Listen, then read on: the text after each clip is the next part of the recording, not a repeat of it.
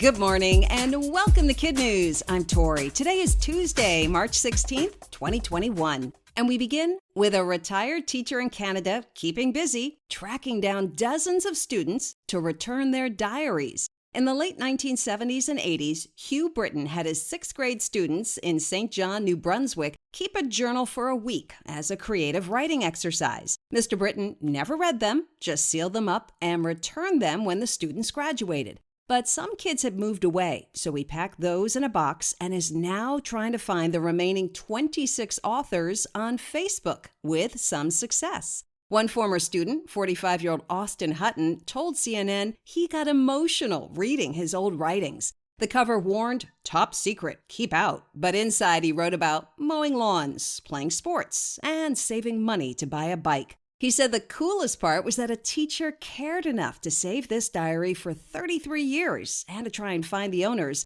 Someone with that much kindness and heart just speaks volumes.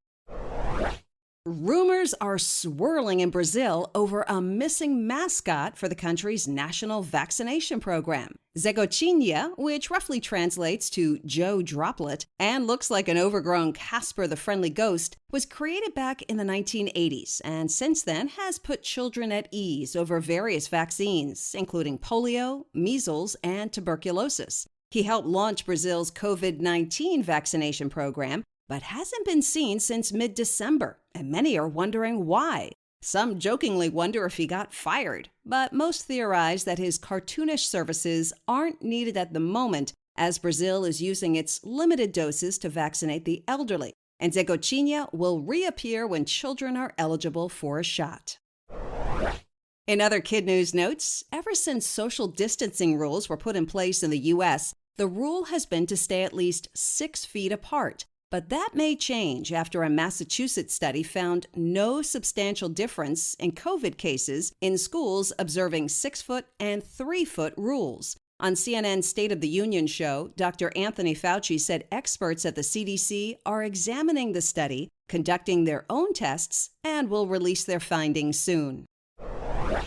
Netflix is cracking down on sharing passwords. The company's terms of use make it clear that accounts may not be shared with individuals beyond your household, but that hasn't stopped at least a third of their customers from sharing their login info with friends, neighbors, even strangers.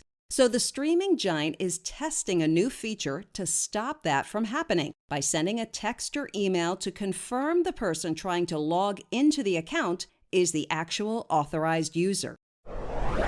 Ruth Bader Ginsburg is watching over Brooklyn, New York. A bronze statue of the late Supreme Court Justice was unveiled Friday. It's been finished for a while. In fact, before her passing in September, the justice herself signed off on the design, but its debut was saved for Women's History Month to commemorate her birthday and her contributions to gender equality.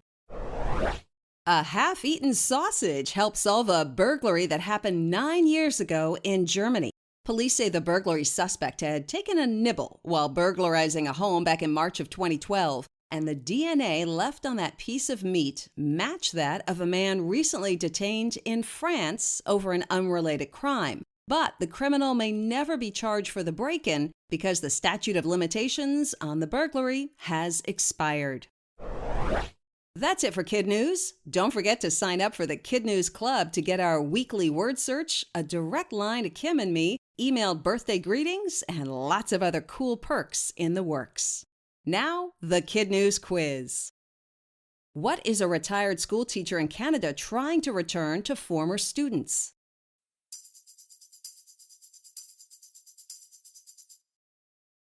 Their 6th grade diary that was used as a creative writing exercise. The name for Brazil's vaccine mascot, Zegotinha, roughly translates into what in English?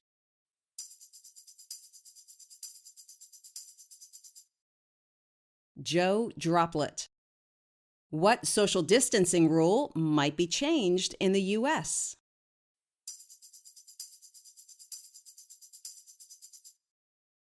The need to stay 6 feet apart may drop to 3.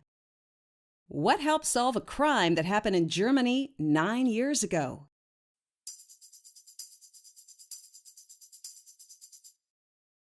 a half-eaten sausage.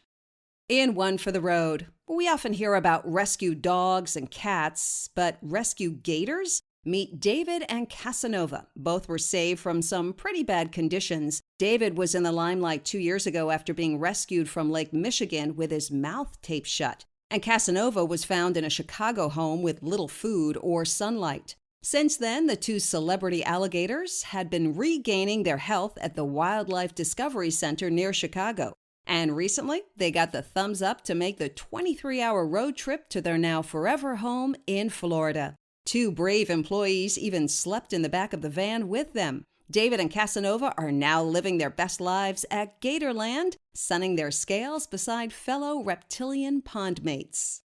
Before we go, it's time to give a KidNuz shout-out to our teachers and their classes, starting with Ms. Sorge at Westgate Elementary in Edmonds, Washington, Ms. Klinker at Our Lady of Peace Catholic School in Minneapolis, Minnesota, Mr. Hoverman at Van Wert Elementary in Van Wert, Ohio, Ms. Kay and her Wildcats at Oakdale Elementary in Waukegan, Illinois, and Mr. Lawrence at the School of Technology and Arts 1 in La Crosse, Wisconsin, who says his students are rock stars and always remind him to play KidNuz if he forgets. Thanks for listening, everyone. We hope you tune in for more KidNuz tomorrow morning.